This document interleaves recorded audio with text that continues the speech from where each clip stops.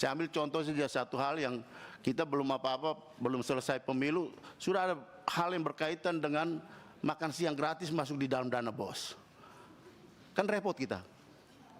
Mau memperdebatkan dan mempertanggungjawabkan seperti ini.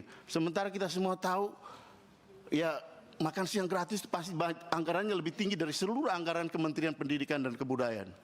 Saya sampai usulkan lebih baik bikin Kementerian Makan Siang gratis saja sekalian. Silakan, Bang Andreas.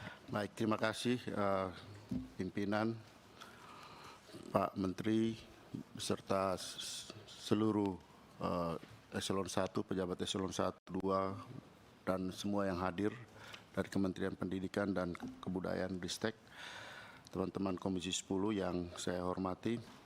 Terima kasih kita kembali bertemu setelah jeda lebih dari sebulan, mungkin 2 bulan, semua di tempat masing-masing. Dan ya memang dalam waktu-waktu kemarin ketika di lapangan lebih banyak informasi, masukan-masukan, aspirasi-aspirasi sambil kampanye, kami juga masih banyak mendengar dan mendengar harapan.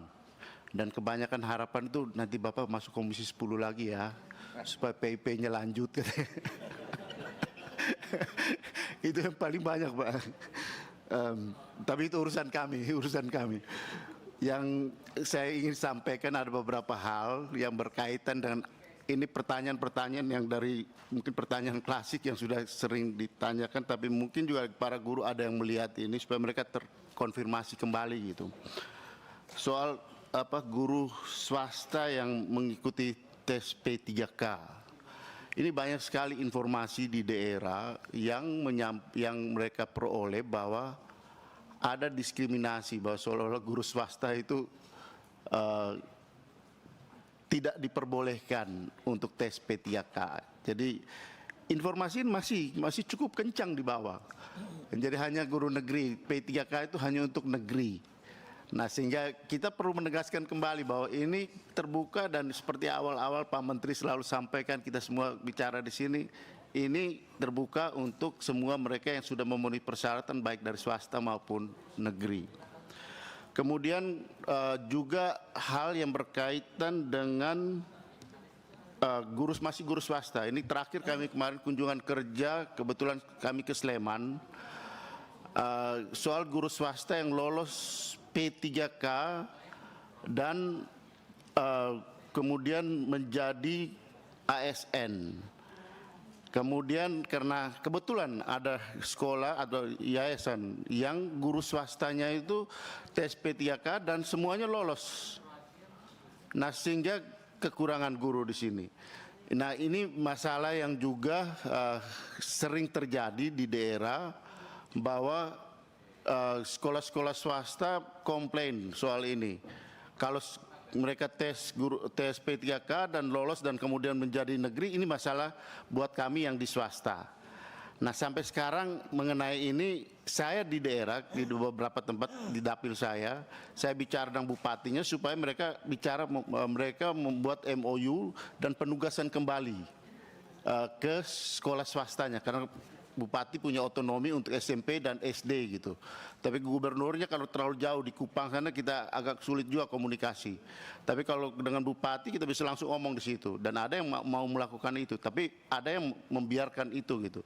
Jadi memang ini tergantung daerah-daerahnya. Sementara mereka berharap kalau bisa ada regulasi atau ada guideline supaya guru yang swasta yang lolos P3K ini tetap bisa ditempatkan di swasta. Jadi sehingga tidak terjadi kekosongan atau kekurangan guru di swasta, karena itu akan menimbulkan masalah baru buat sekolah-sekolah swasta. Ini mohon penjelasan dari kita apa solusi buat mereka, karena saya kira ini hal yang juga sejak dari beberapa waktu yang lalu kita sampaikan, tapi sampai sekarang mereka masih menghadapi persoalan itu di daerah. Kemudian yang ketiga, ini juga pesan dari kebetulan sebelum reses atau beberapa bulan yang lalu, 2-3 bulan yang lalu bahkan, itu ada kelompok guru-guru Kristen yang ke sini dan menyampaikan, kebetulan waktu itu dengan Ibu Hetiva kalau tidak salah dan Pak Putra kami terima, mereka meminta atau mengusulkan supaya ada formasi guru-guru Kristen yang bahannya saya sudah sampaikan ke Pak Menteri pada rapat kita yang terakhir kemarin sebelum masa reses.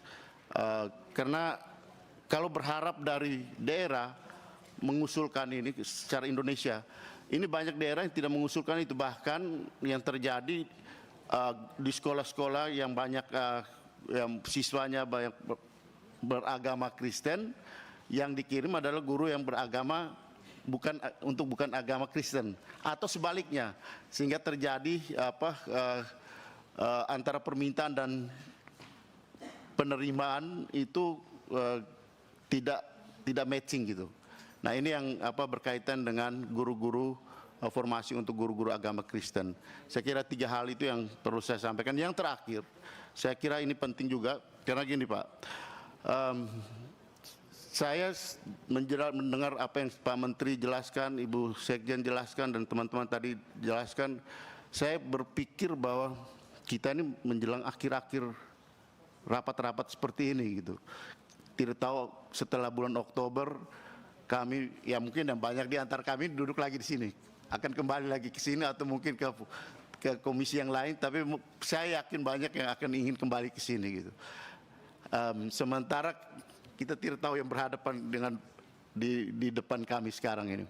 Tapi yang penting Pak Menteri, apa yang banyak hal yang selama ini kita lakukan terasa oleh masyarakat. Baik itu menyangkut guru, menyangkut siswa, pendidik, kurikulum, itu banyak hal yang mereka rasakan dan berubah. Dan pesan yang saya peroleh juga secara keseluruhan, jangan sampai ganti lagi semua hal yang kita pernah lakukan ini gitu. Karena kami akan mengalami kesulitan baru gitu di bawah.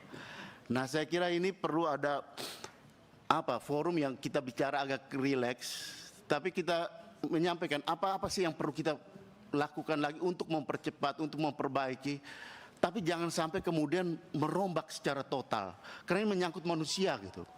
Dan itu saya kira hal yang penting yang harus perlu kita jaga sama-sama ke depan. Bukan untuk siapa yang menjawab, bukan, tapi untuk kepentingan anak-anak kita gitu. Nah, saya kira ini di luar apa yang ini, tapi saya kira bagian dari penjelasan yang tadi Pak Menteri sampaikan, dan apa yang kami dengar, apa yang kami rasakan, dan apa yang kami lihat di masyarakat yang berkaitan dengan pendidikan. Saya ambil contoh saja satu hal yang kita belum belum selesai pemilu, sudah ada hal yang berkaitan dengan makan siang gratis masuk di dalam dana BOS. Kan repot kita. Mau memperdebatkan dan mempertanggungjawabkan seperti ini. Sementara kita semua tahu, ya makan siang gratis pasti anggarannya lebih tinggi dari seluruh anggaran Kementerian Pendidikan dan Kebudayaan. Saya sampai usulkan lebih baik bikin Kementerian makan siang gratis saja sekalian, ketimbang kita harus masukkan di pipa dana BOS yang mungkin jumlah angkanya lebih sedikit dengan dijejalin dengan anggaran yang begitu besar, sementara nanti di sekolah-sekolah harus bertanggung jawab terhadap segala persoalan itu gitu yang berkaitan dengan ini. Jadi saya kira mungkin ada evaluasi khusus, ada pembicaraan khusus yang lebih rileks, tapi untuk menitipkan untuk ke depan. Saya kira terima kasih atas waktu dan kesempatan. Terima kasih. Terima kasih Bang Andreas.